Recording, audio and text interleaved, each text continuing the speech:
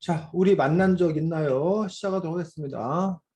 지우 책 없어도 진행할 수 있어? 뭐 어떤 거야? 관계없이 진행할 수 있어? 아니면 다 잊어버렸어? 승현이 먼저. 그래. 승현이가 동의하면. 승현이부터 하겠습니다.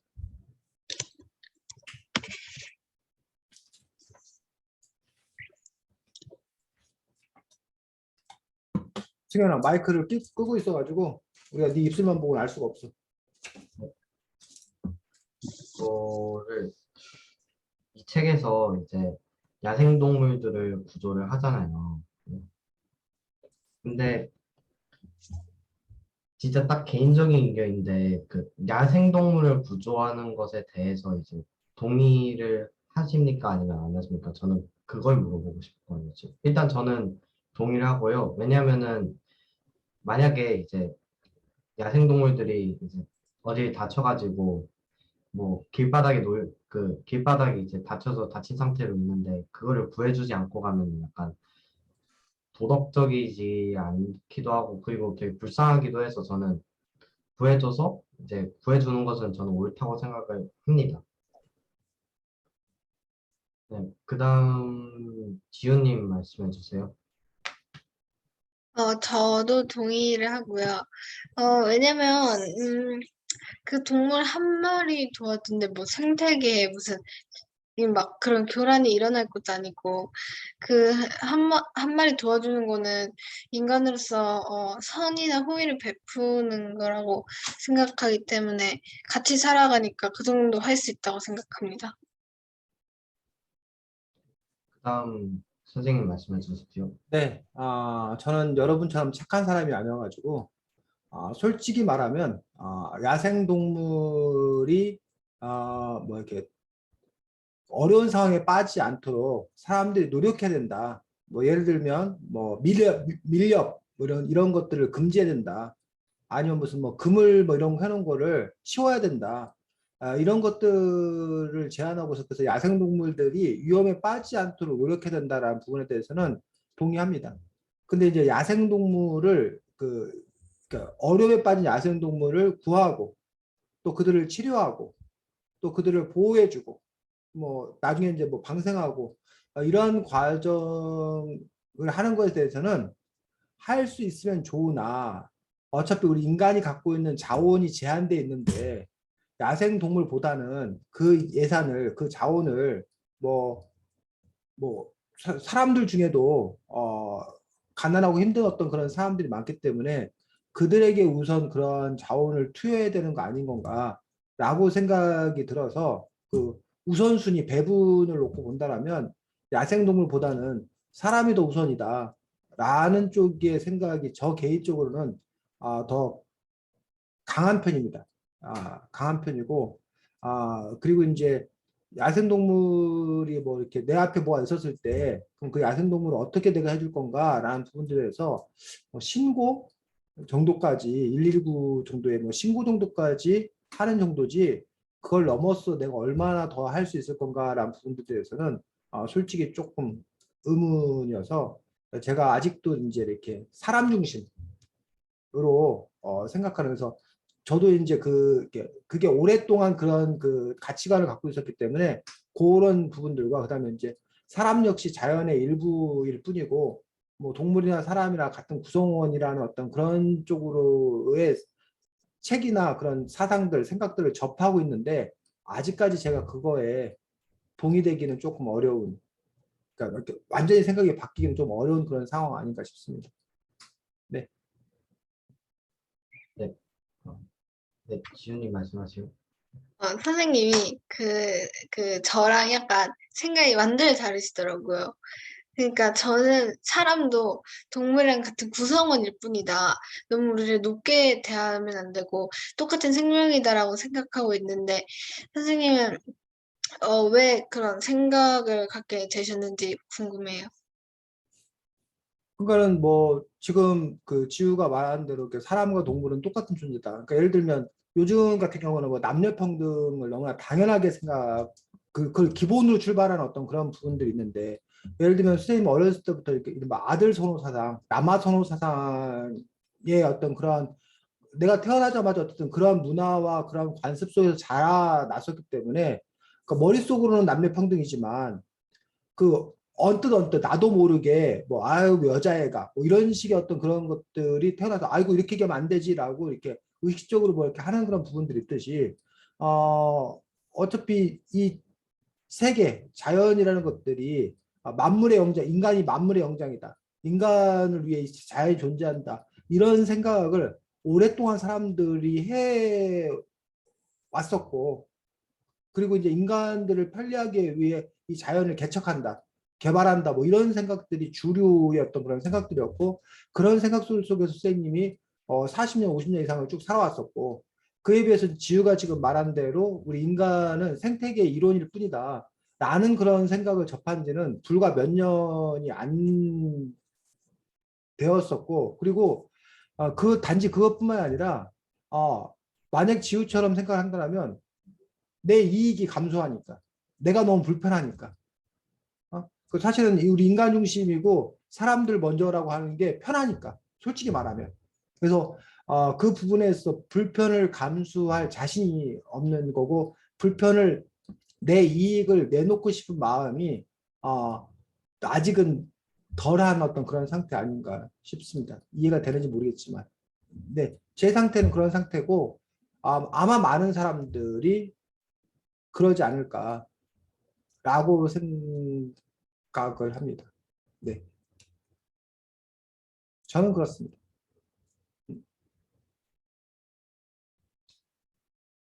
승현 진행. 그걸로 제가 생각한 건 다 끝났는데, 네, 좋습니다. 자, 그래서 지금 우리 이야기가 그냥 어쨌든 한 번씩 돌아가면서 얘기하는 것이 끝나는 것이 아니라 지금 지우가 얘기했던 것처럼 저렇게 뭐 반론을 제기한다거나 의문을 제기한다거나 추가적인 설명을 제기한다거나 뭐 이런 부분들 아주 좋은 부분이라고 생각이 듭니다. 그래서 뭐 이런 선생님의 생각, 이건 선생님으로 생각이 아니라 그냥 이 선배라는 한 사람의 어떤 그런 생각인 것뿐이고 분명히 아마도 선생님 생각에는 지우처럼 생각하는 사람보다 스쌤처럼 생각하는 사람이 훨씬 더 많지 않을까 이 사회 속에서는 이 세상에는 많지 않을까 싶은 그런 부분에서 예, 예. 뭐 그런 부분들에 대해서 우리가 따져볼 여지는 있겠다. 그래서 지우에게 극단적으로 지금 당장 그 아프리카에 굶어서 하루 한 끼 식사도 못하는 애에게 그 돈을 보내야 되느냐 아니면 그 야생동물 구조 센터에다가 내가 돈을 보내야 되느냐 라고 했을 때 나는 똑같은 돈이 있으면 나는 그 아프리카 아이들 굶주린 아이들 아니면 그 아이들 무슨 뭐 치료제 이런 거에 난 돈을 보내지 야생동물 구조센터에 돈을 보내는 일은 없을 것 같습니다. 다만 이제 뭐 아프리카 애들한테 뭐 예를 들면 뭐 10,000원을 보냈다.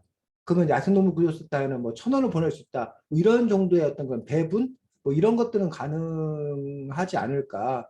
근데 그런 여력이 있다라면 하지 않을까라고 싶지만 어쨌든 우선순위라는 부분은 전 있을 거라고 생각합니다. 네. 지우. 저 진행하면 돼요. 네. 이 책에 안락사라는 그 주제가 다뤄졌었는데 자신의 안락사에 대해서 어떻게 생각하는지 말해보고 싶었거든요. 저는 안락사에 일단 반대하고 있고요. 왜냐면 인간이 구조를 했잖아요. 근데 거기에 대해서 이 친구가 희망이 없다고 죽여버리거나 뭐 버리는 건 너무 책임이 없었던 일이라고 생각을 하기 때문에 너무 약간 잔인했던 것 같아요. 제가 어릴 때 안락사를 들어서 네, 그래서 저는 너무 잔인하고 책임이 없던 것 같아가지고 저는 반대합니다. 네, 승현이 말해주세요.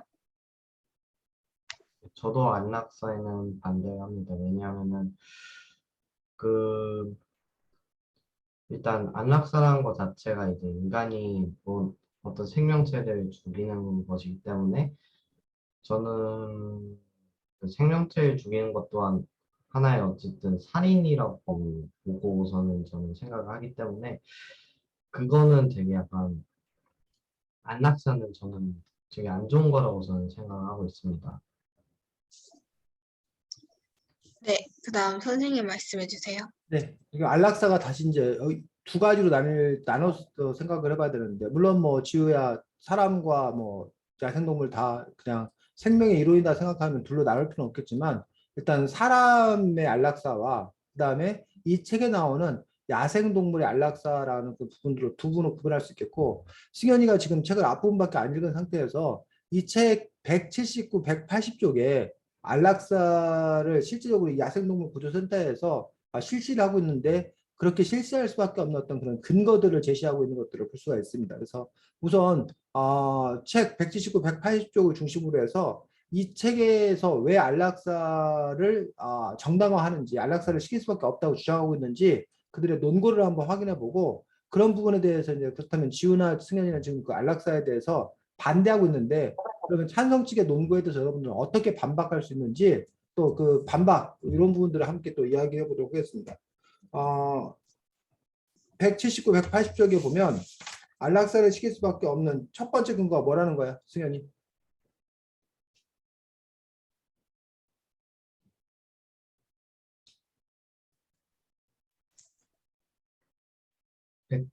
178쪽이요? 179쪽.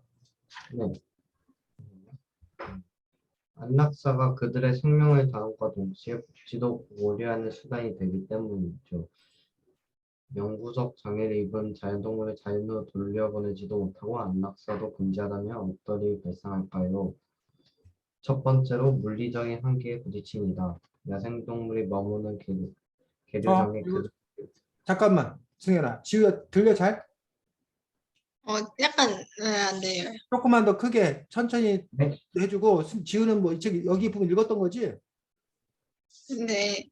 다시 읽으면 기억이 날 테니까 조금만 천천히 해서 첫 번째로부터 한번 다시 한번 읽어주시죠. 첫 번째로 물리적인 한계에 부딪힙니다. 야생동물이 머무는 계류장에 그들에게 필요한 산이나 바다, 너는 들판을 가져다 넣을 수는 없습니다. 먹고 싶은 각종 먹이와 따사로운 햇볕, 시원한 바람 역시도 야생에서 누리던 만큼 충분히 공급할 수 없습니다. 이것은 그들이 자연에서 누리던 수많은 것을 잃는다는 의미이고, 특히나 영구 장애를 지닌 동물들은 계속되는 치료 과정에서 사람의 간섭에 엄청난 스트레스를 받습니다.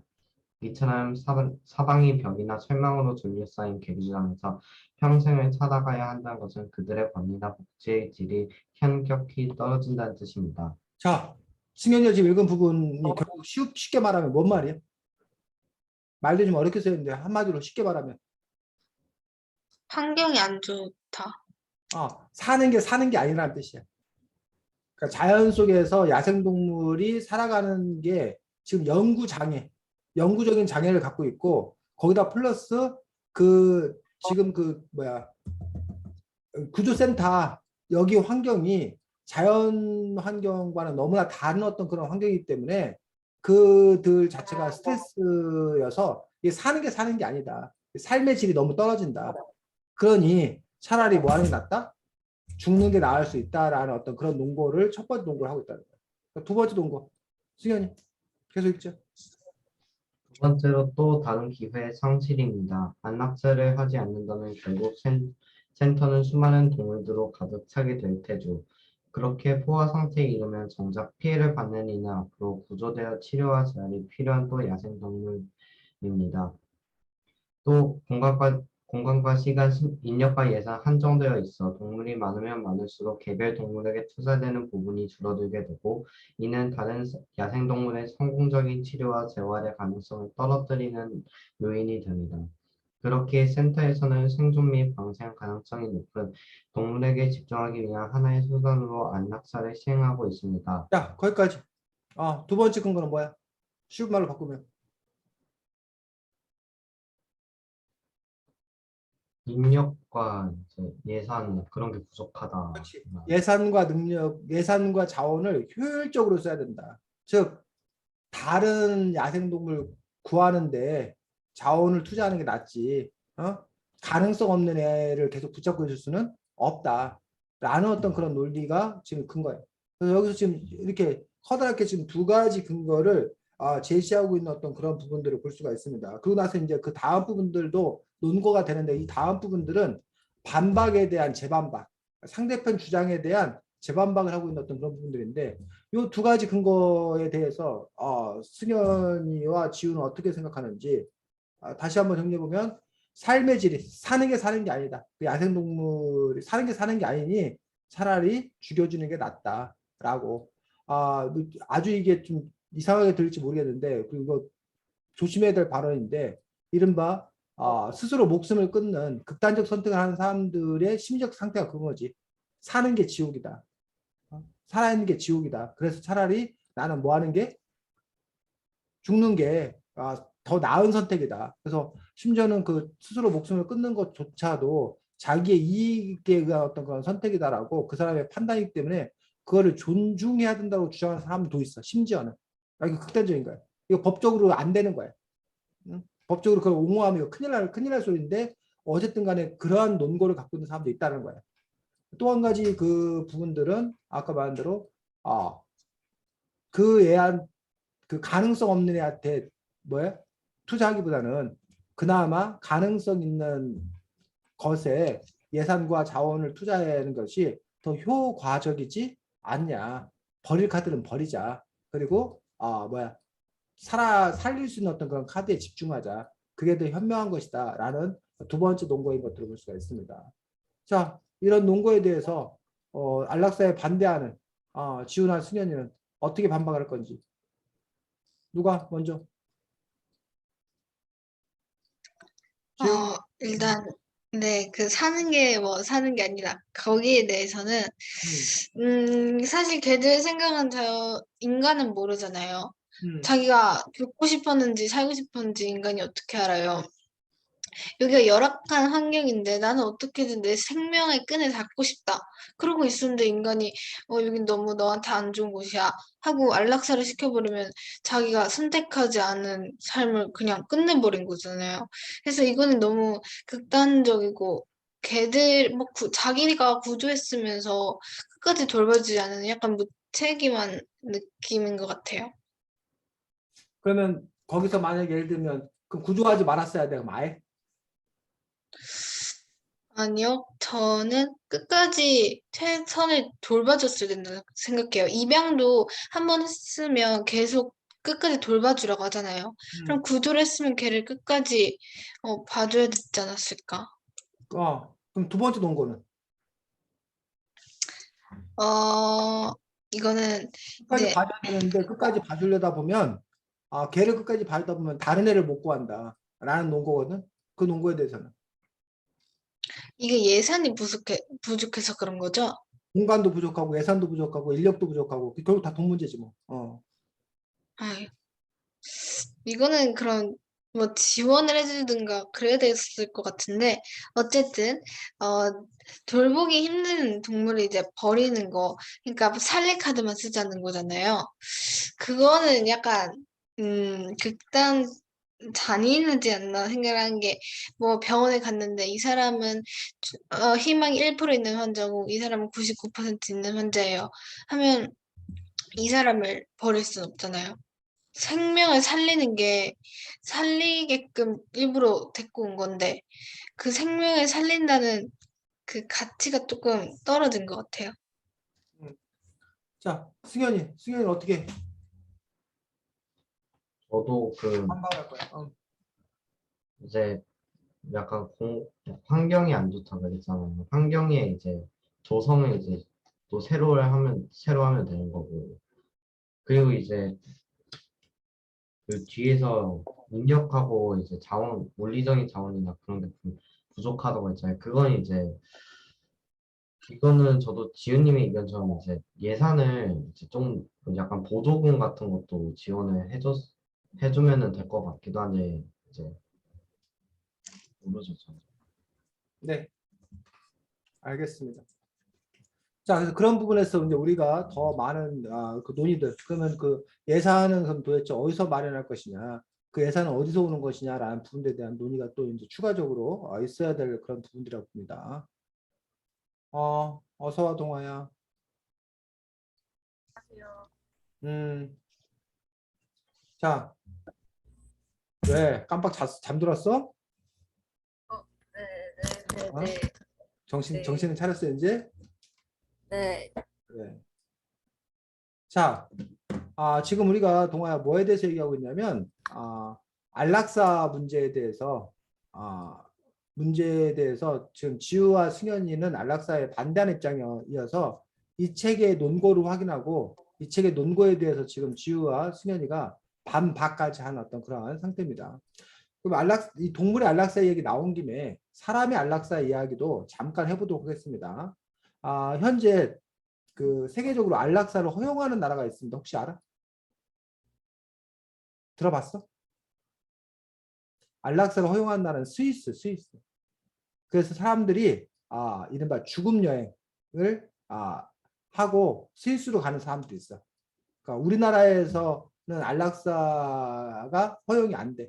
그러니까 안락사라는 거는 어쨌든 그 사람이 죽는 걸 이렇게 도와주는 거야.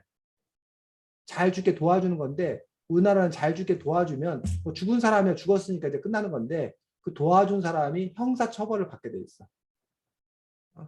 심지어 우리나라는 누가 죽는다고 그랬는데 조치를 취하지 않고 가만히 있었다?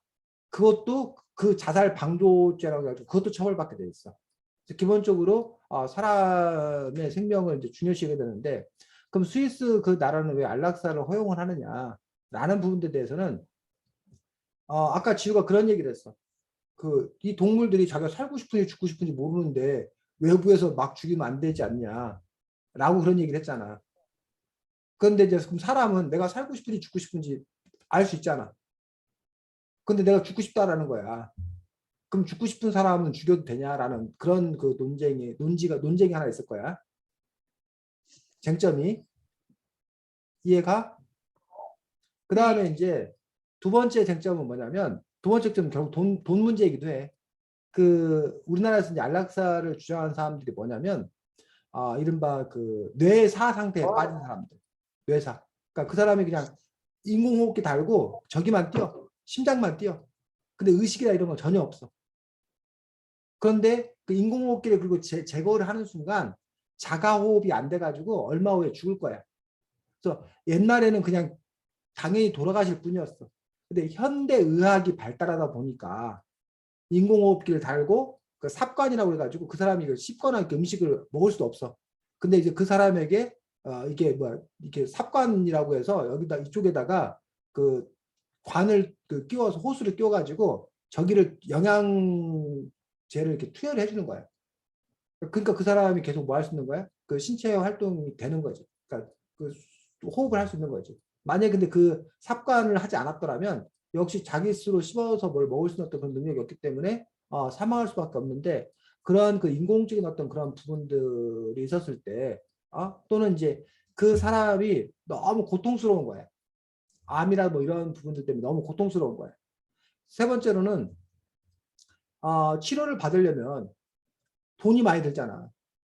근데 그 가족들이 그 사람의 치료를 하는 거에 너무 많은 돈을 투자하다 보니까 그 가족 전체가 망하는 거야. 경제적으로 파탄되는 거야. 뭐 이런 여러 가지 문제들 때문에 그다음에 그 외에 또 생각하면 어차피 병실이라는 그 병원이라는 공간은 한정되어 있는데 그런 그 가망 없는 어떤 그런 분들이 병실을 차지하고 있으면 그들에게 자원이 투자되기 때문에 다른 많은 환자들의 치료가 뒷전으로 밀릴 수밖에 없고 거기다 플러스 어쨌든 그 분에게 수많은 그 자원이 투자되기 때문에 뭐 여러분들 부모님들 의료보험비 같은 거 내는데 그런 의료보험비가 뭐예요? 증가하고 뭐 이런 여러 가지 이유들을 들어서 안락사를 뭐하자? 합법화하자라고 주장하는 그런 사람들도 있다라는 얘기예요. 안락사에 찬성하는 어떤 그런 근거들이. 그러니까 지금 선생님 몇 가지 얘기했어. 그래서 이 책에 나와 있는 근거하고 다른 것들은 뭐야? 그 사람 스스로가 내가 그 죽을 수 있는 권리를 내가 내 생을 내가 스스로 마감할 수 있는 어떤 그런 권리를 행사할 수 있게 해달라.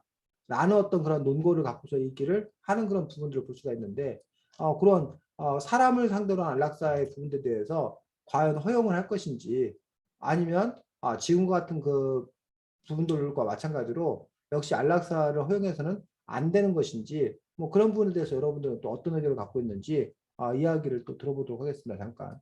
동아는 이 문제에 대해서 어떻게 생각해? 마이크 켜고 동아야. 저는 안락사가 합법화 돼도 된다고 생각해요. 솔직히 말하자면. 음, 근데 이게 또 합법화가 되면 또 다른 문제점이 생길 수는 있지만 일단 어, 병, 선생님 말씀하신 것처럼 병원에 엄청 아프신 분이 계시는데 그 뭐 지금 현재 안락사가 쓰이는 용도처럼 많이 아프신 분들을 더 아프지 않고 거- 더 고통 없이 잘 가시라고 하고 또 허락도 받고 이렇게 하면 합법화로 충분히 사용될 수 있다고 생각이 들고요.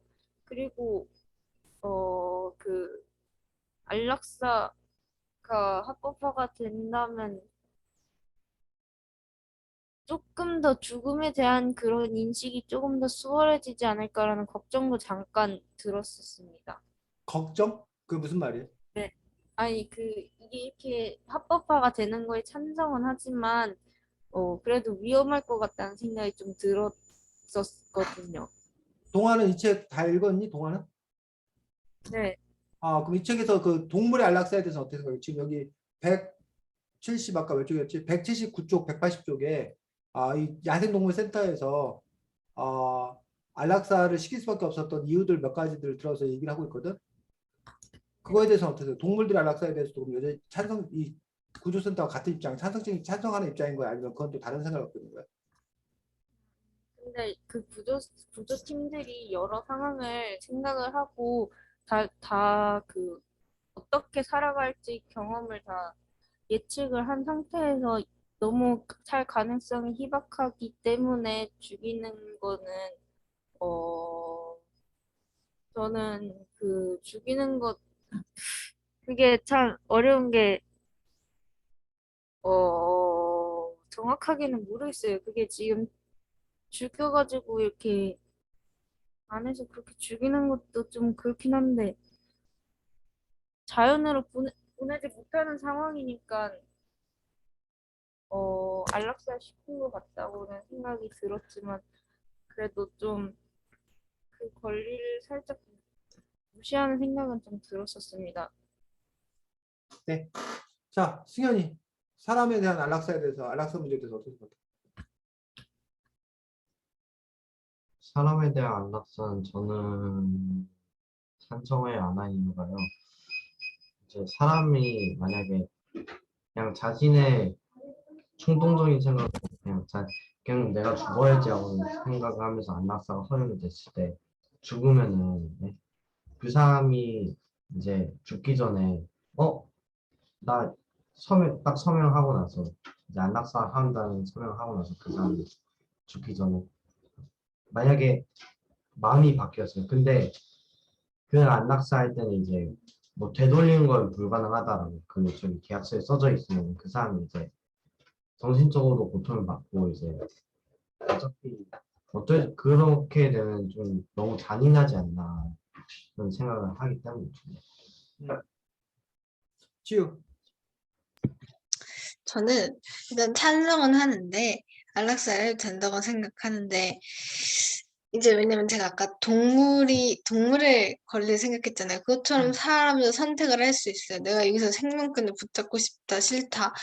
근데 이제 자살 같은 걸로 일부러 안락사를 할 수도 있잖아요.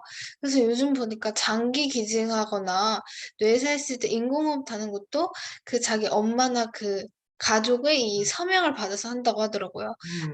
안락사도 서명을 받아서 모든 사람이 이렇게 동의를 했다.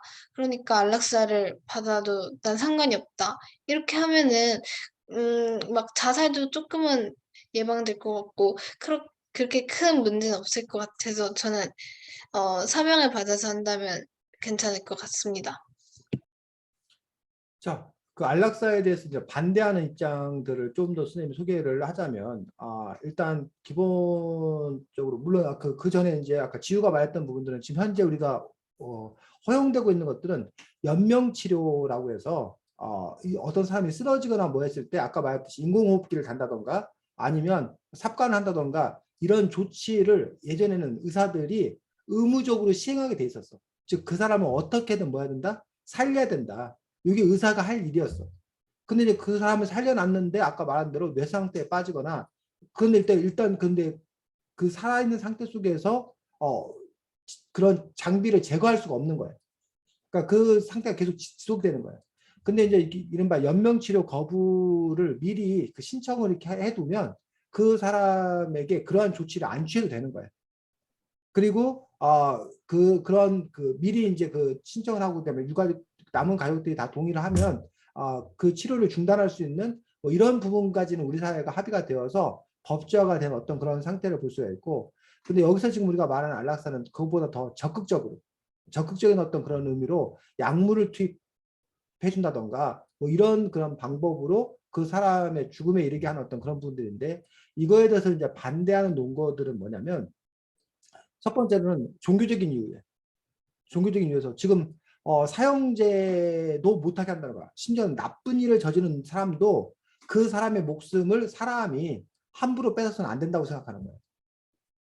그 목숨에 관한 어떤 그런 분들은 신의 영역이지 사람의 영역이 아니기 때문에 근데 이제 안락사 뭐 이런 문제도 결국 사람의 생명을 신이 관장하는 건데 그걸 왜 인간들이 저기 하느냐 라는 어떤 종교적 이유로 반대하는 어떤 그런 부분들이 첫 번째가 있습니다. 두 번째로 안락사에 대해서 반대하는 어떤 그런 이유들은 안락사가 악용될 여지가 상당히 크다는 거예요. 그러니까는 아까 말한 대로 집안에 형편이 어려워. 형편이 어려우면 당연히 그 사람이 그냥 죽는 거야. 이런 식으로 그 재산이 있고 없고 뭐 이런 거에 의해서 그 사람이 죽고 안 죽고 이런 부분들이 결정되는 어떤 그런 부분들. 그래서 뭐 장애라던가 특히 사회적 약자라던가 이런 사람들이 이른바 안락사가 허용이 되었을 때 그 안락사가 어쩌면 생명경시의 풍조와 연결되어서 그들의 어떤 그 약자들을 죽음에 내몰릴 수 있는 뭐 그런 부분들로 번져가지 않을까라는 부분에 대한 우려들, 걱정들 이런 것들 하고 있고 그렇게 되면 결국은 가장 그 큰 문제는 우리가 사람이란 이유 하나만으로 생명이란 이유 하나만으로 그 자체가 존엄하다는 어떤 그런 전제가 파괴되는 거예요. 그래서 그 살만한가, 살만하지 않은가 이런 것들을 누가 자의적으로 판단하는 어떤 그런 부분에서 문제가 있기 때문에 그 안락사를 시키지 않음으로 인해서 생기는 여러 문제가 있을 수 있지만 안락사를 하게 함으로 허용함으로 생기는 또 다른 여러 문제가 있기 때문에 그것들을 이렇게 균형추로 놓고 보면 안락사를 허용하지 않는 것들이 더 이제 뭐하다 낫다라고 주장하는 어떤 그런 사람들이 아직은 우리 사회에서 다수인 거고 지금 현재 우리 사회에서 이제 어쨌든 안락사를 도입해야 되는 것 아닌 건가라는 사회적 공감대, 사람들의 생각들 이런 것들이 조금씩 더 많이 확대되어 가고 있는 거고 어차피 법이라는 것들은 그 당시 사람들의 의식을 이렇게 반영을 해서 법이 제정되는 그런 부분들을 갖고 있기 때문에 그런 점에서 이제 우리 사회가 또 이제 어떤 식으로 바뀌어갈지는 여러분 한 사람 한 사람의 어떤 그런 의견들이 결국 나중에는 모여서 그런 것들이 결정이 될 거라고 생각되는데 다만 현재를 살아가는 그 각각 개개인들의 어떤 그런 상황과 처지는 또 많이 다르기 때문에 이 문제에 대해서는 어떤 지속적인 토론이 있어야 되는 그런 부분들이고 선생님이 뭐 여러분에게 이야기하고 싶은 것들은 우리가 이걸 하는 거는 그냥 토론이나 뭐 이런 것들을 목적으로 하는 거지 여러분들이 지금 이 문제들에 대해서 뭐 확정 짓고 단정 짓고 뭐 이럴 건 전혀 아니라고 생각이 듭니다. 그래서 늘 어쨌든 다양한 근거들, 다양한 의견들을 청취하고 그 안에서 여러분들이 어떤 판단을 해야 될 것인가. 그리고 더 중요한 건 여러분 안에 나는 어떤 가치를 더 소중히 여기는 사람인 건가. 오히려 이런 것들을 확인하는 그런 시간이 되었으면 하는 그런 바람을 갖습니다. 네, 쭉.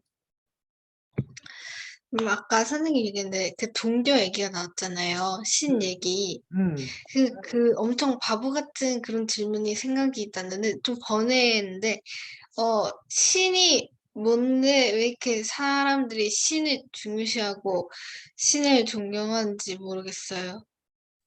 우리, 왜 우리 신자인 동화가 얘기하면 되겠네. 동화는 신자고 승현이는 종교가 있어? 어때? 어때? 저는 있어요. 승현이 종교가 뭐야? 천주교. 천주교, 카톨릭, 여기는 개신교, 동화는 개신교, 선생님도 개신교. 우리 동화하고 승현이가 지우는 저 기독교요. 너도 기독교인데 아니 신자가 그걸 왜 물어봐? 어? 쪽으로 믿진 않아. 아니, 생각을 해보세요. 왜 태어났는데 갑자기 신을 따르래. 근데 내가 이거 신한테 뭐 빌 것도 없고 바랄 것도 없는데 왜 내가 계속 내 생명 내가 알아서 할 건데 나한테 생명 줬으면 내 거지. 그렇지 않나? 그래서 지우는 그럼 지우가 그 개신교에 다니는 이유는 엄마 아빠가 가라고 그래서 습관적으로? 몰라요. 예전부터 그냥 그렇게 해서 습관적으로 그런가 봐요. 지우가 어쨌든 뭐 선생님도 지난번에 그런 얘기 했던 것 같은 선생님도 이제 엄마 아빠가 가라고 그래서 어렸을 때부터 뭐 이거 모태 신앙이라고 그러는데 그러다 보니까 이제 선생님은 사춘기 때 가장 큰 고민이 그거였거든. 내가 왜 교회에 가야 되는가? 내가 왜 신을 믿어야 되는 건가? 라는 부분도 선생님은 가장 큰 고민이었고 그 문제를 어쨌든 선생님은 오랫동안 고민했었어. 그리고 많이 힘들었었어. 그리고 나서 어쨌든 선생님은 선생님 나름대로 정리를 한 어떤 그런 부분도 있는데 그건 또 뭐 어떤 지우의 몫이라고 생각이 들고 동화나 승현이가 지우의 그 물음에 대해서 동화나 지우는 어떤 답을 갖고 있는지 한번 먼저 얘기를 하고 선생님도 기회가 되면 얘기를 하고 승현이부터 얘기를 해볼까? 지우의 물음에 대해서 어떻게 생각해? 저는 일단 신을 저는 일단 약간 가끔씩 이제 조금씩 종종 미신에 빠지기는 하거든요, 제가. 근데 그렇다고 진짜 완벽하게 독실하지는 않아요. 네. 음. 그래서 그래서 지우의 그 의문에 대해서 너 역시 의문이야? 네, 왜 그랬는가? 저도 제가 어떨 때는 제가 진짜로 신앙심이 넘치는데 어떨 때는 진짜 가기 힘들다 이러거든요. 그래서 이제 이걸 어떻게 해야 될까? 저도 제가 지금 이유는 제가 저를 이해를 지금 못하고 있어요. 지금. 그래. 동화는? 저는 일단 신을 하나님이라고 일단 하겠습니다. 여기 다 어, 하나님이야. 다 하나님. 네, 네. 그래. 그래서 네, 저도 저런 고민한 적 있어요. 그리고 또 저는 신은 존재할까라는 것도 잠깐 고민을 했다가 다시 이제 그게 또 코로나 때문에 교회 안 갈 때 생긴 고민이었어가지고 다시 이제 교회 가면서 괜찮아지긴 했는데요. 이제는 저는 괜찮은데 그래도 아직 의문은 남아 있어요. 하지만 그래도 되게 잘 가야 되니까 가는 거고 살짝 꼭 가야 되는 학교 같은 느낌의 곳이라서 일단 가고 또 가다 보면 또 있다고 믿어지게 돼가지고 그냥 다니게 되는데 이걸 또 신앙적인 그런 모습으로 보는 게 아니라 살짝 과학적이고 뭔가 좀 그 딱딱하게 보자면 하나님은 아니 신이라는 단어는 인간이 만들어낸 게 아닐까라는 갑자기 그런 의문도 들었었습니다. 음. 네. 저 갑자기 생각났는데, 음. 아니, 하나님 듣고 계실지는 모르겠지만, 하나님 있는 건 인정하시거든요? 하거든요? 아, 근데 왜 우리한테 믿으라고 계속 하시지? 아. 있는 건 인정하는데. 그래서 이제 그 기독교의 부분들이 이제 커다랗게 이제 두 가지가 나옵니다. 하나는 자유의지론이라는 게 있고 또 하나는 예정론이라는 게 있어. 혹시 들어봤어? 자유의지론과 예정론. 자유의지론이라는 건 믿고 안 믿고를 누가 결정한다는 거야? 나 스스로가. 내가 자유의지로 내가 믿는다. 내가 믿지 않는다를 내가 결정한다는 거야. 또 하나는 예정론이에요. 예정론. 예정론은 이미 믿기로 예정돼 있었다는 거야. 지우나 뭐 승현이나 동화는 이미 하나님을 믿기로 예정돼 있었다는 거야. 그리고 안 믿는 사람들은 어차피 안 믿기로 예정돼 있었다는 거야. 근데 되게 쌤도 이게 풀리지 않는 어떤 그런 의미였고, 뭐 예를 들면 신은 모든 걸 알아 몰라. 알죠. 모든 걸 알잖아. 전지전능한 존재란 말이야. 그 전지전능한 일이면 동화가 그 다음 행동할 거를 신은 아는 거야, 모르는 거야? 아는 거란 말이야. 그럼 그건 동화가 결정한 일일까? 이미 예정되어 있는 거 따르는 거면 도대체 인간은 뭐냐는 얘기야. 그 로봇이 무슨 프로그래밍 돼 있어가지고 그 행위를 하는 건 그냥 그 프로그래밍에 따라서 하는 거기 때문에 그럼 자유의지란 존재하지 않나. 자유의지란 존재하지 않으면 그럼 그건 로봇의 잘못이 아니고 사람의 잘못이 아니고 그걸 뭐한 세팅한 사람, 세팅한 신의 그 문제 아닌가. 라는 어떤 그런 또 의문이 생기잖아. 근데 또 한편에서는 보면 내가 지금 이 말을 할지 안 할지를 누가 결정해? 내가 결정하잖아. 내가 지금 왼손을 들지 오른손을 들지 누가 결정해? 내가 결정하잖아. 그런 점에서 사실은 그 부분들이 이제 풀리지 않는 어떤 그런 부분들이고 그러다 보니까 이제 그 다음에 나온 게 뭐냐면 불가지론이야. 불가지론. 불가지론 들어봤어? 불가지론은 알 수 없다. 알 수 없다. 우리 인간이란 존재는 모든 걸 다 알 수는 없다. 그러니까 풀리지 않는 어떤 그런 의문을 가진 게 우리 인간이란 존재다. 라는 식으로 어쨌든 그런 부분들이 여러 가지 것들이 좀 혼재되어 있고 그 누구도 사실 이런 것들을 명쾌하게 설명하거나 뭐 이런 것들은 아니에요. 그래서 이제 그러다 보니까 이제 쌤 같은 경우는 고백한다, 믿는다 라고 표현을 해서 그러니까 그 신이 어떤지 몰라. 우리 선생님 생각은. 그래서 불가지론을 쌤을 믿어. 우리 인간이 신을 설명할 수 없어. 인간이 신을 설명한다면 그건 말이 안 되는 거야. 불완전한 존재가 절대자를 설명할 수 있다는 것들에 대해서 선생님 불가능한 생각이 들어. 그러면 선생님은 뭐라고 해야 되나? 그 시각장애인들이 코끼리 만지는 거 알아? 네. 시각장애인들이 누구는 코끼리를 보면 기둥이라고 그러고 누구는 벽이라고 그러고 그 자기 나름대로 자기가 감각할 수 있는 것들을 바탕으로 그냥 표현을 하는 거야. 그리고 서로 뭐하다고? 맞다고 싸우고 있는 것 아닌가 라고 생각을 하는 거지. 그러면 어떤 사람들은 아예 없는 거 아니냐 라고 이제 또 얘기하는 사람도 있을 거고. 근데 이제 선생님은 그 분에서 나를 존재케 하는 자, 나를 존재케 하는 자가 있을 거고 그 자가 바로 신이다, 하나님이다라고 선생님은 그렇게 고백을 하는 거고 이 선생님의 고백이 100% 맞다고 생각하지 않아.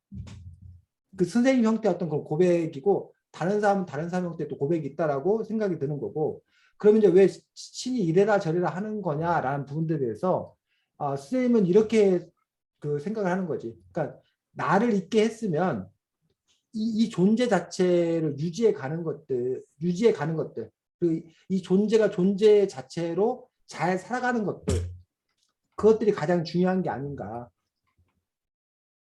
라고 생각이 들어서 그런 부분에서 그 존재답게 잘 살아가는 길이 도대체 무엇이냐 라는 부분이 선생님 생각에는 그것들이 생명 존중일 수 있다라고 생각이 들고 다른 생명체에 대해서도 존중해야 된다는 그런 생각을 해.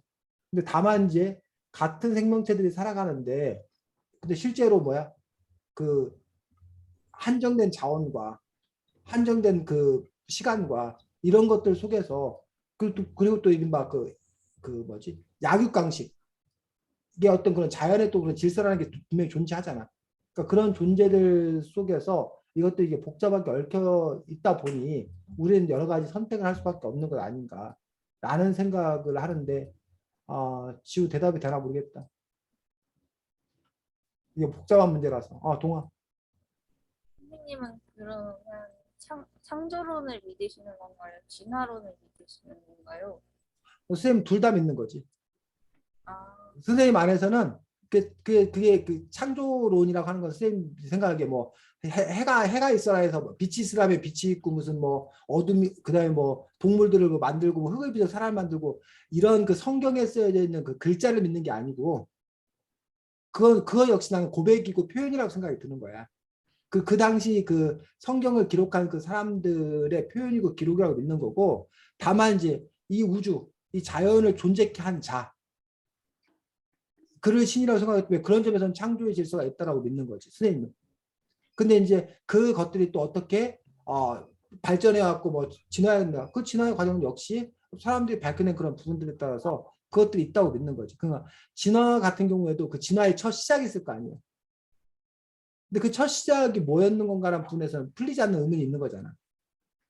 그걸 우리는 선생님은 그것들이 신의 작용이라고 생각을 하는 거지. 선생님 같은 경우는. 그래서 그런 점에서 보면 사실은 일반 성경이 한 글자도 틀리지 않다. 성경은 하나님의 말씀이다. 그 자체로 믿어야 된다는 정통 기독교적 생각에 바탕을 둔다라면 선생님은 사실은 좀 잘못된 거지. 이단이지. 이렇게 흔히 말하는 그 이단이지. 그들의 그 관점에서 보면 이단인데 근데 선생님은 그들 정통 기독교 어떤 그런 생각들도 그들 나름대로 어떤 그런 신앙의 표현이기 때문에 존중할 수 있다고 생각이 들어요. 근데 그것이 과연 절대선인가, 절대 진리인 건가라는 부분에서는 그건 알 수 없다라고 생각을 하는 거지, 선생님은. 그냥 선생님이 늘 얘기하지만 이건 그냥 이선배 씨의 생각일 뿐이야. 여러 생각들 중에 하나인 것 뿐이고 뭐 그런 부분에서 또 여러분들은 또 여러분 나름대로 자기 어떤 그런 신앙 고백이 있을 수 있는 거고 자기 어떤 또 함정인 판단이 있을 수 있는 거고 라고 생각이 들어서 그래서 이제 교회 목사님이 만약 지우의 물음에 대해서 그 대답한다면 지금 선생님처럼 대답하지 않겠지. 그러니까 하나님이 창조한 생명체고 하나님이 창조한 생명체니까 당연히 이 생명을 다해서 하나님을 찬양하고 또 그 생명체로서 열심히 살아가야 될 소명, 의무감을 갖는 거지. 그렇기 때문에 스스로 목숨을 끈다던가 아니면 다른 사람의 목숨을 해한다던가 이런 것들은 있을 수 없는 어떤 그런 행위라고 생각하는 거지. 그러니까 여러분 부모님이 여러분들을 낳았어. 그러면 당연히 그 부모 입장에서 여러분들이 잘 살아가기를 바라는 거란 얘기지. 근데 만약 여러분들이 나 죽을래 라고 했을 때 그건 부모 앞에서 그 얘기를 한다는 것은 그건 너무나 그 부모를 이제 하는 거야.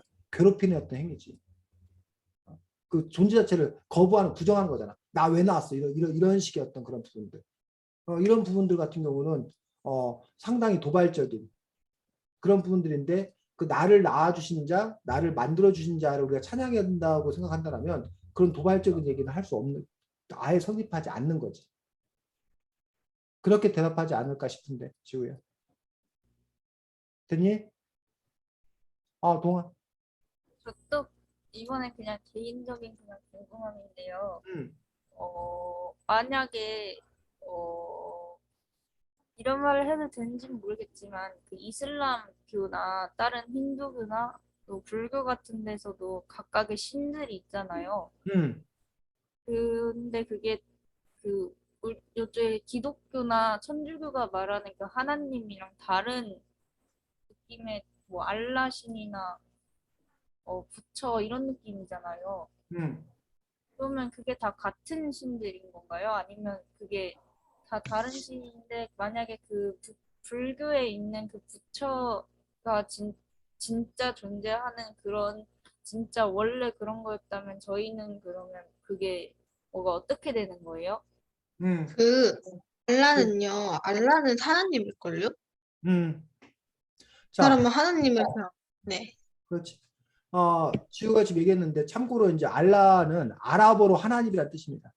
아랍어로. 그래서 알라를 믿는 그 아랍어로 알라, 뭐 영어로 God, 우리말로 하나님, 뭐 천주교에서는 하느님, 다 같은 존재, 유일신 같은 존재를 얘기하는 건데 그 부분이 다르고 뭐 그 가장 큰 차이는 예수님을 어떻게 볼 거냐.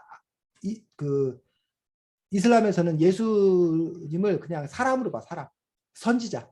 그러니까 먼저 깨달은 사람, 마호멧도 마찬가지고 그 신은 그냥 하나님밖에 없다라고 생각하는데 그런 부분에서 이제 서로 다르고 불교 같은 경우는 부처님을 신이라고 보기보다는 그 깨달은 자라고 보기 때문에 사실은 불교가 그 기독교가 말하는 어떤 그런 신을 믿는 종교인가라는 부분들에서는 또 다른 해석들이 있을 수 있다고 생각해서 불교의 원래 궁극적인 목적은 동화가 승현이가 지우가 깨달음을 얻어서 너희들이 부처가 되는 거예요. 불교 같은 경우는. 그래서 그런 점에서 이제 이른바 우리가 이제 어려운 말로 타력 구제, 자력 구제라고 얘기하는데 기독교 교회 다니는 사람, 천주교 다니는 사람들은 하나님한테 우리가 뭐해서 기도해서 우리가 예수님을 믿어서 예수님이 우리 죄를 대신 해줬기 때문에 우리가 예수님을 믿고 구원 받는다고 생각하는 거야. 악에서 예수님의 사랑으로, 예수님의 힘으로 구원받는다고 생각하는 거야. 그런데 불교는 그게 아니라 자기 스스로 깨달음을 얻음으로써 자기 스스로 부처가 될 수 있다고 생각하는 거야. 자기 스스로 신이 될 수 있다고 믿는 거예요. 그런 점에서 이제 좀 다른데, 근데 어쨌든 동아의 질문을 놓고 보면 근데 이제 또 다른 그 우리나라 그 이른바 무속신앙 같은 경우는 산에 산신령이 계시고 뭐 이렇게 각종 또는 신들이 다른 신을 믿는 경우가 많이 있거든. 뭐 별 신으로 믿는 그런 종교도 있고 외계인을 신으로 믿는 종교도 있고 그런 많은 어떤 그런 종교들이 있는데 그런 점에서 이제 정통 기독교는 신은 오로지 한 분, 하나님만 계시고 나머지는 다 미신, 잡신 이런 거기 때문에 그것들은 다 제거의 대상이야. 다 잘못된 거예요. 근데 이제 아까 선생님처럼 정통 기독교가 아니라 기독교 하나님을 믿고 나는 하나님을 따르지만 선생님 같은 사람 같은 경우는 그들이 뭐라고 표현하던 결국 하나님을 그냥 그 사람들은 그렇게 표현하는 거다. 라고 선생님은 생각을 해. 근데 이거는 정통 기독교의 생각이 전혀 아니야. 정통 기독교에서 이렇게 얘기하면 큰일 날 얘기야. 선생님은 옛날 중세 같았으면 선생님 아주 화형당해. 그런 부분들인데 선생님은 그냥 다른 사람이 어떤 신 얘기하면 당신이 믿고 있는 그 신이 내가 믿고 있는 신이에요. 라고 선생님은 얘기할 것 같아. 그래서 그와 특별히 싸울 이유가 없을 것 같아. 다만 이제 뭐 그런 거에 대한 동의를 해야겠지. 아까 뭐 생명에 대한 존중이라던가 뭐 이런 부분에 대한 그 동의들 뭐 이런 것들이 있다라면 뭐 우리 신이 더 낫다, 내 신이 더 낫다라고 굳이 싸울 필요가 없다라고 생각을 하는 건 쌤 개인의 견해입니다. 개인의 견해. 근데 기독교가 특히 이제 다른 종교와 그 많이 충돌하는 어떤 그런 가장 커다란 이유가 기독교를 우리가 배타적인 종교예요. 배타적인 종교. 왜? 유일신 한 분만을 인정하기 때문에 다른 신을 믿는 것들 다신 뭐 그리스 로마 신앙 같은 건 다신이잖아. 제우스도 있고 헤라도 있고 다신이잖아. 그거 다 가짜라는 거야. 다 아니라는 거야. 오로지 하나님 한 분밖에 안 계시다는 거야.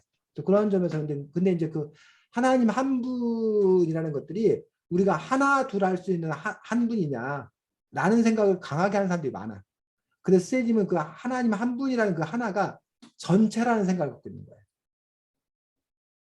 그 전체이기 때문에 우리가 부분으로 표현을 하는 거다라고 선생님은 그렇게 받아들이고 있는 거고 이건 아까 계속 강조하지만 이건 그 선생님 개인의 생각인 거지. 개인의 생각인 거고 그래서 뭐 또 여러분이 어떻게 고백하느냐 또 여러분이 또 어떻게 생각하느냐는 것들은 여러분 각자의 어떤 그런 믿음의 영역이라고 생각이 듭니다. 네. 네, 그 다른 분들께 진짜 죄송한데요. 그 하나만 딱 그 교회 얘기 나와가지고 하나만 딱 말하고 진짜 끝내도록 하겠습니다. 그 저번 지지난주인가 그때쯤 교회에서 저희 그 담당 목사님께서 그 사회주의 그런 쪽에 대해서 카를 마르크스를 언급을 하셨는데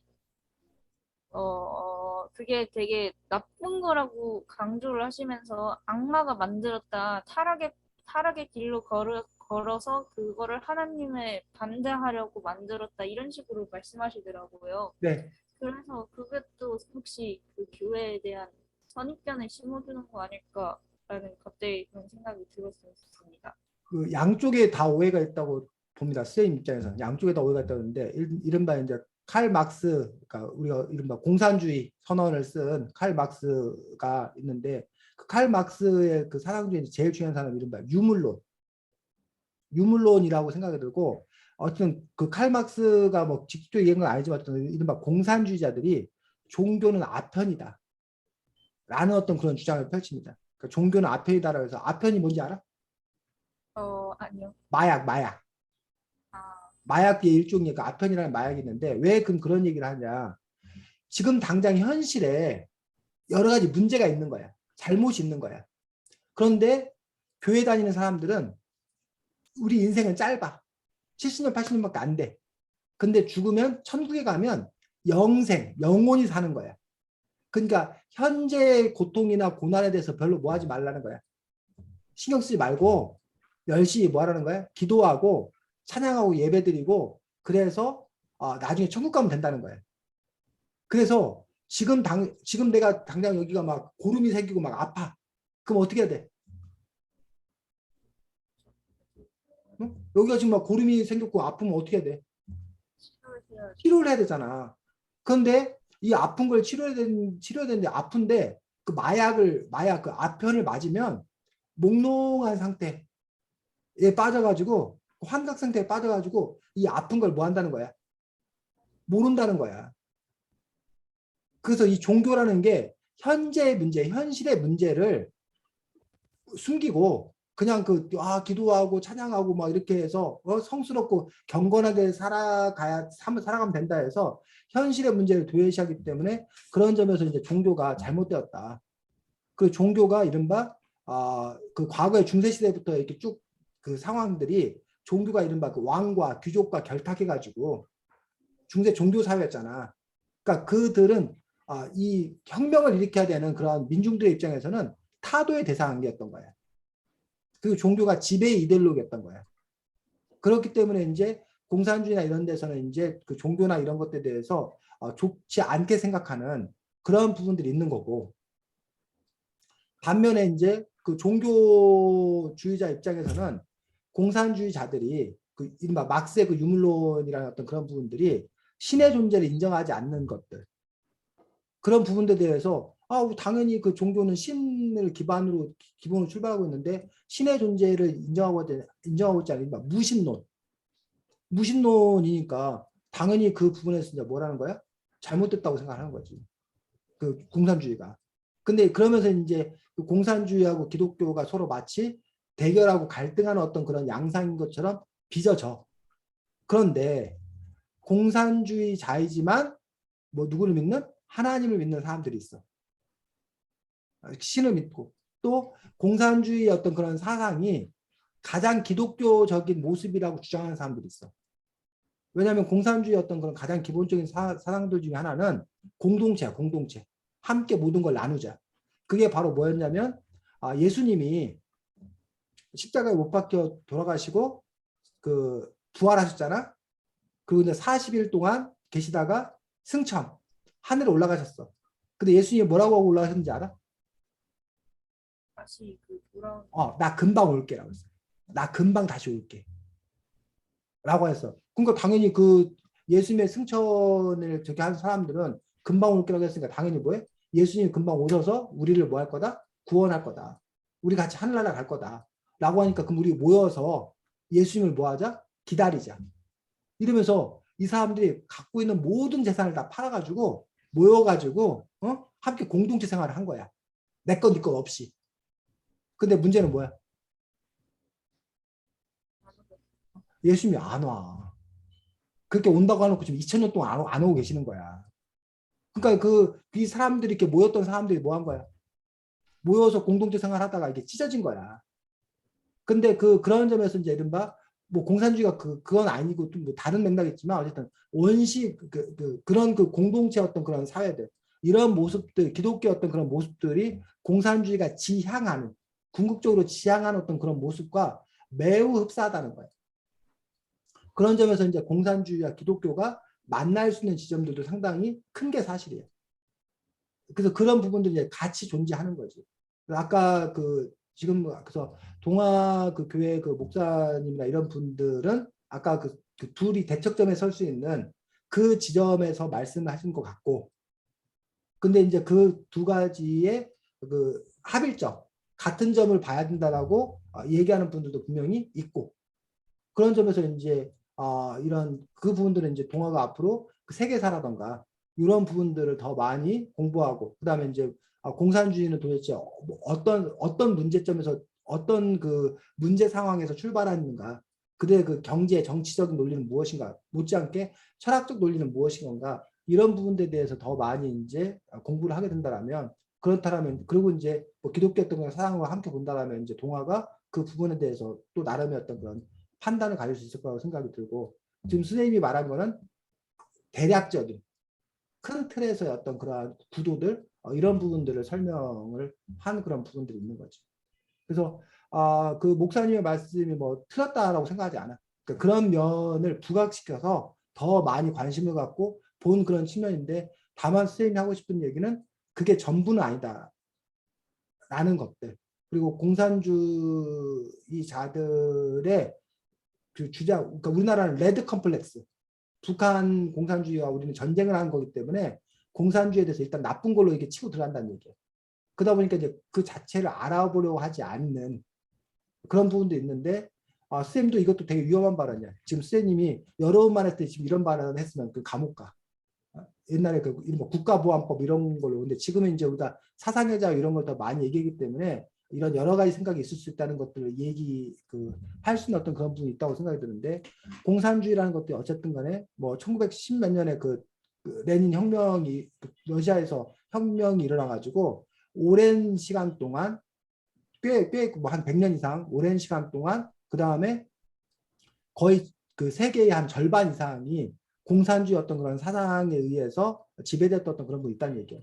그렇다면 그 정도의 그 힘과 세월을 가질 수 있다면 그들 나름대로의 뭐가 있었다는 거야. 설득력 있는 뭔가가 있었기 때문에 그런 힘이 있었다는 거지. 전혀 어처구니 없는 얘기인데 그런 그 힘을 갖기는 사실 어렵잖아.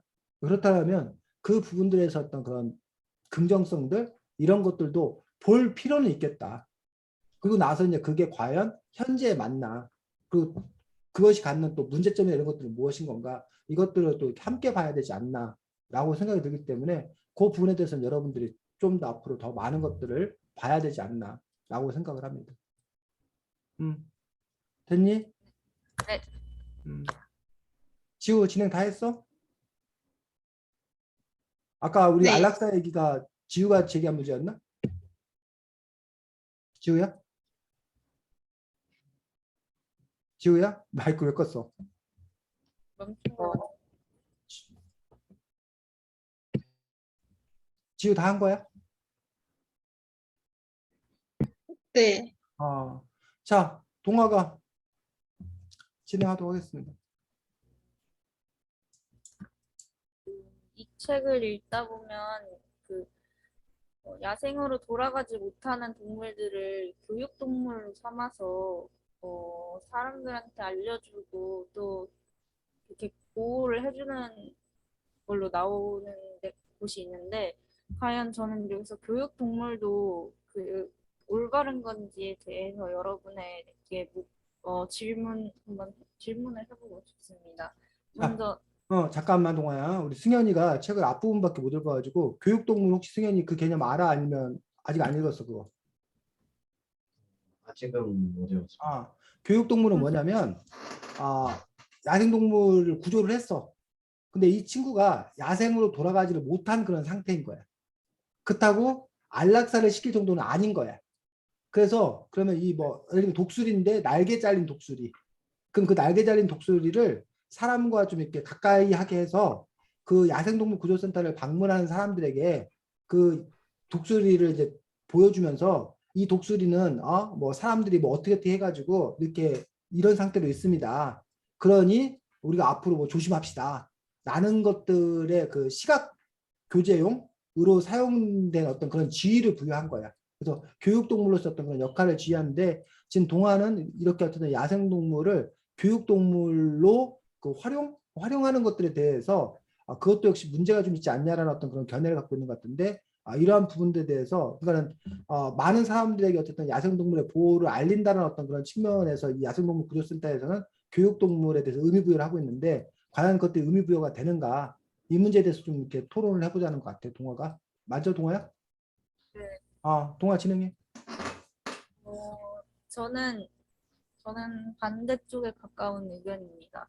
왜냐하면 일단 그 동물들이 심하게 다쳤을 경우에 지금 아까 선생님 말씀하신 대로 독수리의 경우에 날개를 잘라서 더 이상 날지 못해서 야생으로 못 돌려보내는 상황도 있는데 그 상황에서 바로 그냥 교육동물로 활용을 하게 되면 사람들이 모두 관심을 그 사람들의 시선을 독수리는 피할 수 없게 되고 그렇게 된다면 독수리는 스트레스를 받게 될 가능성도 크다고 생각합니다. 그렇기 때문에 이거는 거의 동물원과 비슷하지 않나라는 생각이 듭니다.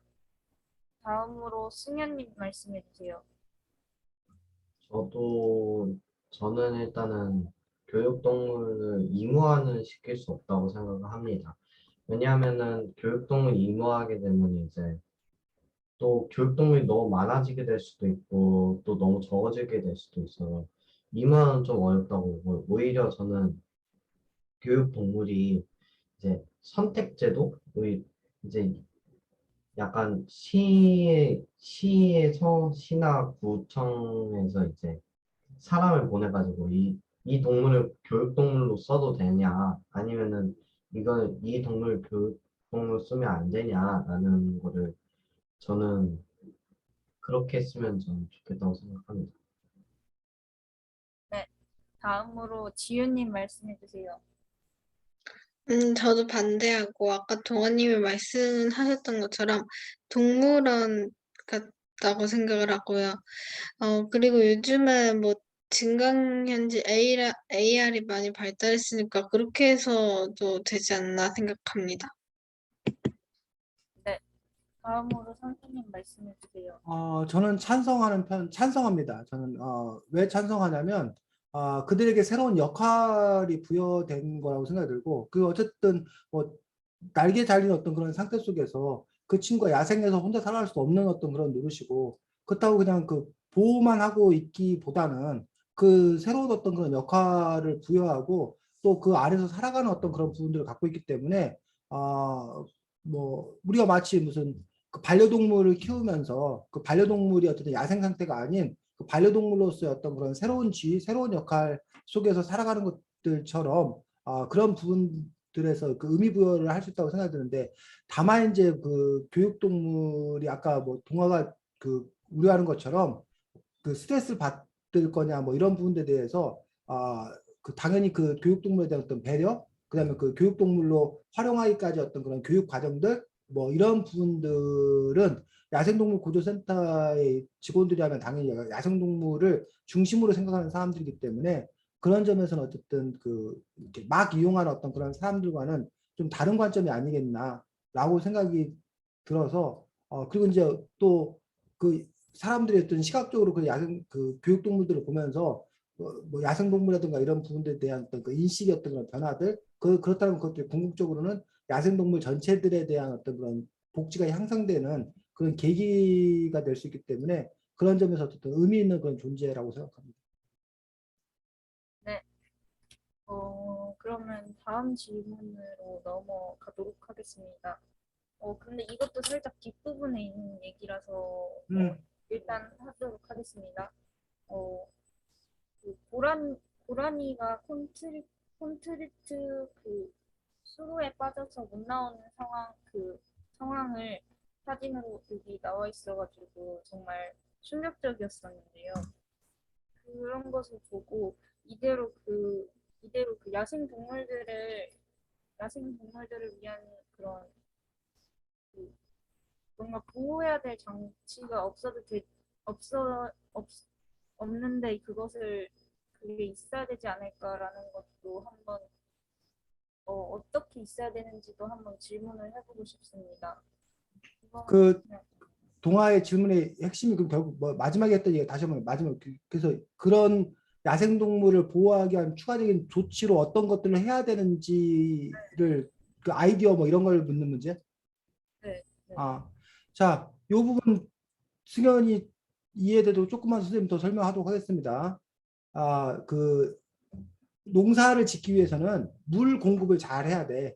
그래서 논이나 밭 사이에 그 관계 시설이라고 그러는데 농수로라고 그래서 그 물길을 이렇게 만들어 놨다는 거야.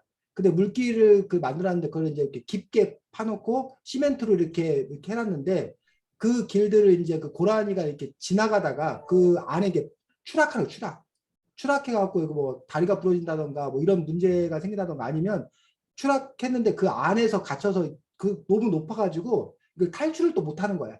그럼 그 안에서 그 시멘트 있는 데서 이렇게 먹을 걸도 없고 그러면 이제 뭐 굶어 죽거나 이런 문제가 있기 때문에 이 책에서는 그래서 농수로 그 부분에서 뭐 이렇게 뭐 다리를 놓는다던가 뭐 아니면 뭐 탈출을 놓는다던가 이런 대책이 좀 필요하지 않냐라는 어떤 그런 이야기가 조금 나온 그런 부분들이고 사실은 이건 농수로뿐만 아니라 산에 사람들이 이렇게 길을 낸단 말이야. 길을 내는 어떤 그런 부분들인데 맨날 그 산짐승들이 왔다 갔다 하던 어떤 그런 길이었는데 그냥 갑자기 그 도로가 생기고 차들이 싱싱 달리다 보니까 이른바 로드킬 사고가 너무나 많다는 얘기야.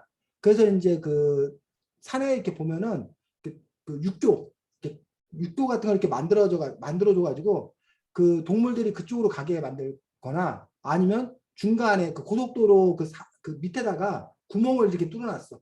그래서 이제 그 구멍으로 그 동물들이 다닐 수 있도록 하는 어떤 그런 정도의 배려를 현재는 어쨌든 조금씩이나마 하고 있는 어떤 그런 상황들인데, 여기서 우리가 이제 두 가지 생각을 해볼 수 있는데, 하나는 원래 그 동물들이 사는 그 땅에 사람들이 이렇게 농수로가 됐든 도로가 되었던 인간의 편의시설을 이렇게 막 만들어도 되는가 라는 부분에 대한 어떤 그런 부분들, 또 하나는 만든다 하더라도 그러면 어떠한 조치를 취해야 하는 건가 라는 어떤 그런 부분들에서, 근데 이제 문제는 그렇게 하는데 다 뭐가 된다는 거야.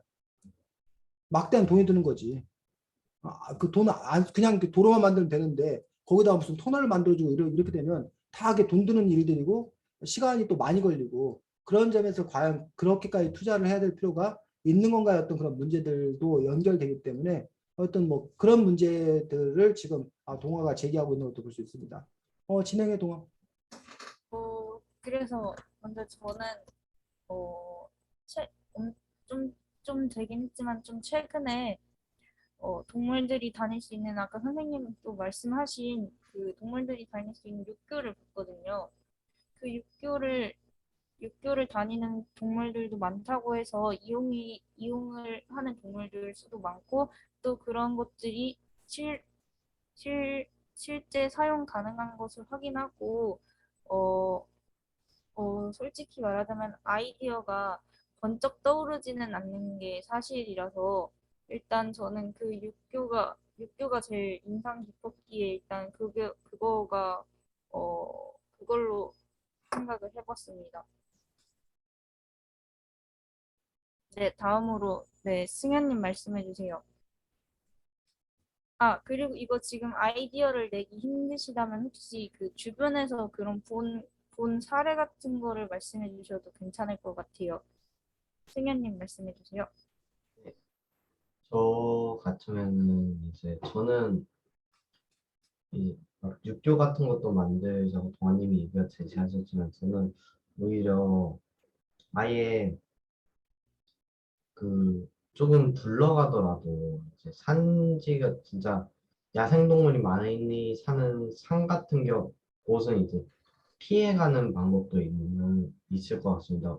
오히려 그게 저는 좀 더 돈을 절약한다는 느낌이 들기도 하는데, 이제 그거로 했을 때 이제 문제가 생긴 점이 뭐냐면은 야생동물이 없는 쪽 계속 가다 보면은 이제 우리 가자 길이 막 꼬일 수도 있는 거고, 그리고 또 이제 예를 들면은 시간이 원래 3시간이면 갔던 거를 서울에서 부산까지 막 8시간, 10시간 그렇게 걸릴 수도 있는 거기 때문에 그렇게도 좀 고려를 해봐야 될 것 같습니다.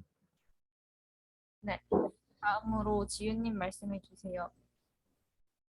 저는 그 아이디어가 막 떠오르는 거 없고 본 것도 없는데 저는 육교에 찬성을 하고요. 예산이 문제가 있더라고 해도 인간이 피해를 준 거잖아요.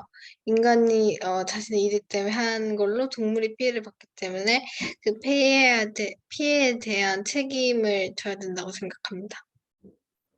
네, 다음으로 그러면 선생님 말씀해 주세요. 네, 그래서 뭐 그걸 이제 우리가 보통 생태 통로라고 이름을 붙이는 걸로 알고 있습니다. 생태 통로라고 해서 어쨌든 그런 이동 공간을 마련해 줘야 된다라고 얘기를 하는데, 그런데 뭐 그분에서 근데 과연 그 동물들이 그걸 어떻게 알고 그걸 이용하느냐, 그거의 효용성 이런 거에 대해서 이제 문제 제기하는 어떤 그런 부분이 있고, 그건 너무 이렇게 눈 가리고 아웅하는 식이다. 그래서 승현이가 얘기했던 대로 아예 만들지 말아야 된다, 또는 만들다 하더라도 이른바 환경 영향 평가라는 걸 해서 이런 새로운 그런 그 건축물 이런 것들이 도로 뭐 이런 것들이 그 지역 그 야생동물이나 이런 동물들에게 어떤 영향을 끼칠 건가에 대해서 처음부터 고려의 대상이 되어서 사전 그 건설 단계에서 검토 단계부터 그런 부분들을 다 고려해서 디자인해야 된다. 뭐 이런 그 주장들이 지금 있고, 현재는 그런 식으로 지금 이렇게 해가는 어떤 그런 상황인 것들을 볼 수가 있습니다.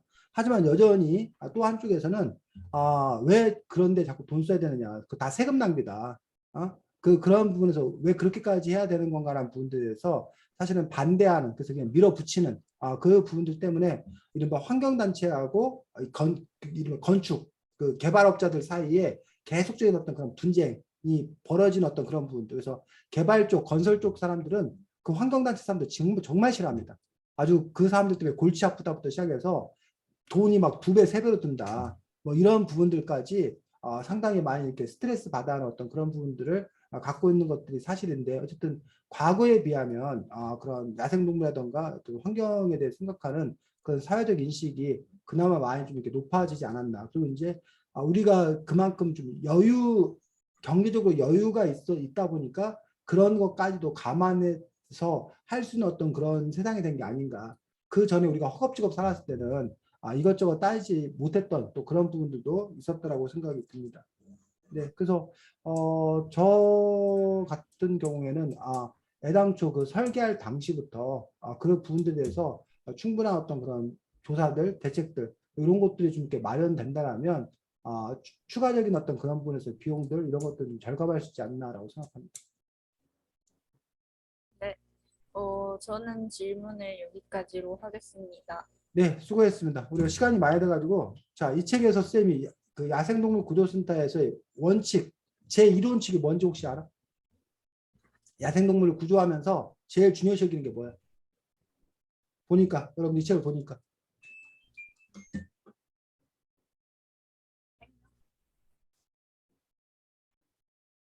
동아 어, 생각하기에 야생동물 구조센터에서 제일 중요시 여기는 게 뭐 같아? 생명인가요? 어? 생명? 그럼 이렇게 그러면 살려서 자기들이 키워? 아니요. 다시 보내는 일. 야생동물 구조센터의 이런 지금 구조가 아니라 물론 구조인데 그 구조도 뭘 위해서? 결국 야생에 복귀시키기 위해서. 그러니까 제자리에 놓기. 그러니까 제자리에서 살아가는 것들이 가장 좋은 거다라고 해서 쌤이 이 책을 읽으면서 가장 놀랐던 것들이 사람들이 좀 잘해주면 좋은 거 아니냐. 사람들이 데리고 살면 좋은 거 아니냐라고 쌤은 생각했는데 이 책의 그 입장은 아주 명확하게 사람들이 잘해주는 게 좋은 게 아니라 야생동물은 어디에 사는 게? 야생에 사는 게 가장 좋은 거다. 근데 야생에 살 수 없는 경우에 한해서 사람들이 다시 야생으로 돌아갈 수 있게끔 잠깐 돌봐주는 거다. 그래서 이제 여기서 보면은 정 주지 말아야 된다라는 얘기를 하고 있는 것들. 예뻐하면 귀여우면 안 된다. 예뻐하면 안 된다. 라고 얘기하고 있는 것들. 지우, 왜 예뻐하면 안 된다는 거야, 야생동물? 정주면은 못 떨어지니까. 그 사람들이 못 떨어지니까 걱정하는 게 아니라 그 야생동물이 사람한테 길들여져 가지고 야생에 가서 홀로 살지 않을까 봐. 그래서 사람이 정주면 안 된다라는 거야. 나중에 애 버리려면 내가 슬프잖아요. 이것도 아닌 거야. 그래서 그런 점에서 상당히 좀 이렇게 선생님의 어떤 그런 생각을 넘어선 어떤 그런 부분들이 있어가지고 상당히 선생님 개인적으로는 이 원칙에 대해서 어떻게 봐야 될 것인가라는 부분에서 인간 중심이 아니라 어떤 동물들 중심으로 생각하는 어떤 그런 부분이 상당히 놀라웠습니다.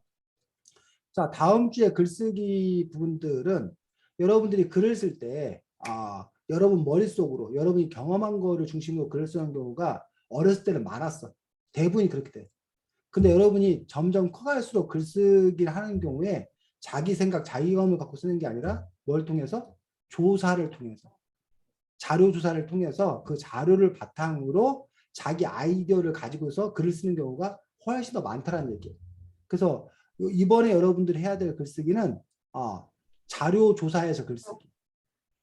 그래서 여러분들이 글 자체를 잘 쓰는 것도 중요하지만 가장 중요한 건 여러분이 얼마나 자료 조사를 잘해서 그 자료 조사한 내용을 바탕으로 여러분이 글을 쓸 수 있나. 이게 가장 중요한 이번 글쓰기의 목표입니다.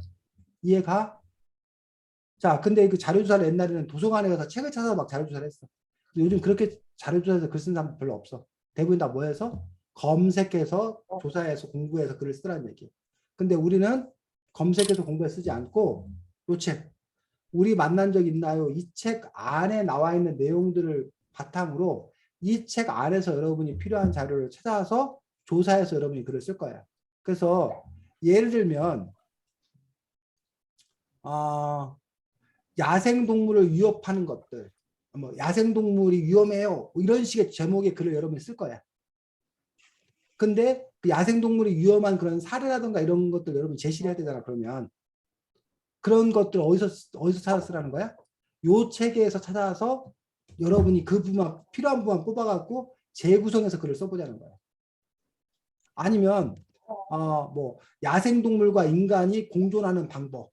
야생동물과 인간은 공존할 수 있을까요? 내가 이런 주제의 제목으로 글을 쓸 수 있을 거야. 역시 그 글을 쓰기 위해서 여기서 필요한 자료를 뽑아서 쓰겠지. 또는 야생동물을 구조할 때 조심하세요. 야생동물을 구조할 때 어떤 점들을 조심해야 되는지 그 부분에 대해서도 이 책에 여러 군데 나와 있어. 그 흩어져 있는 것들을 모아서 여러분들이 또 하나의 글을 작성할 수 있을 거라는 얘기예요. 그래서 지금 선생님이 한 3가지 정도의 예를 들었는데 이 3가지 중에서 하나를 골라서 여러분 써도 좋고, 아니면 여러분이 아예 이 책을 바탕으로 여러분이 내가 이런 얘기를 쓰고 싶어 라고 해서 여러분이 새로 제목, 주제를 정해서 다만 이 책에 있는 자료들을 바탕으로 재구성해서 여러분이 글을 한번 써보면 된다는 거지. 자, 지금 선생님이 그 다음 주 글쓰기 과제 이해 잘 안 되는 부분 있으면 지금 질문해. 다음 주 글쓰기의 평가 기준은 딱 하나야. 여러분이 이 책에 있는 자료를 얼마나 적극적으로 활용했는지. 근데 이제 그걸 갖다 그대로 뺏겨 쓰는 게 아니라 자기 언어화 시켜서 이렇게 썼는지, 적절하게 인용해서 여러분의 글을 쓰는데 이 안에 것도 어떻게 잘 들어왔는지, 그 부분이 평가 기준입니다. 됐니? 그리고 두 번째 이제 글이야 돼. 한 편에 완성된 글. 뭐 뽑아서 무슨 뭐 정리하기 요약하기 아니니까 한 편에 완성된 글을 여러분들이 쓰는 겁니다. 승현이 질문 없고, 동아 없고, 지우도 없고, 우리 저기 누구야? 은우는 아프답니다. 은우는 아파서 뒤늦게 코로나에 걸렸답니다. 뒤늦게. 자, 다음 주에 볼 수 있도록 하겠고, 오늘은 뭐 어찌하다 보니 책 얘기는 별로 못하고 다른 많은 얘기를 했는데, 어떤 선생님이 여러 번 강조하는 거는 선생님은 여러분에게 영향을 미치고 싶은 생각이 없습니다. 여러분의 선생님의 많은 사람들은 자기 생각이 옳으니 니들이 내 생각을 뭐 따라야 된다 이렇게 생각하는 사람도 있지만, 선생님은 그렇게 생각하지 않아서 그냥 저 사람은 저런 견해를 갖고 있구나 정도로 생각하고, 여러분들은 또 여러분 나름대로 여러분들이 더 많은 자료와 더 많은 공부와 고민을 통해서 여러분의 가치관, 여러분의 종교관, 뭐 여러분의 인생관, 뭐 이런 것들 여러분들이 찾아가기를 바랍니다. 그래서 그런 점에서 그냥 이 정도 얘기가 있구나, 저렇게 생각할 수 있구나 정도로 여러분들이 참고하셨으면 좋겠습니다. 자, 수고 많았고 다음 주에 또 여러분 글 쓴 것 같고 볼 수 있도록 하겠습니다. 자, 수고했습니다. 안녕.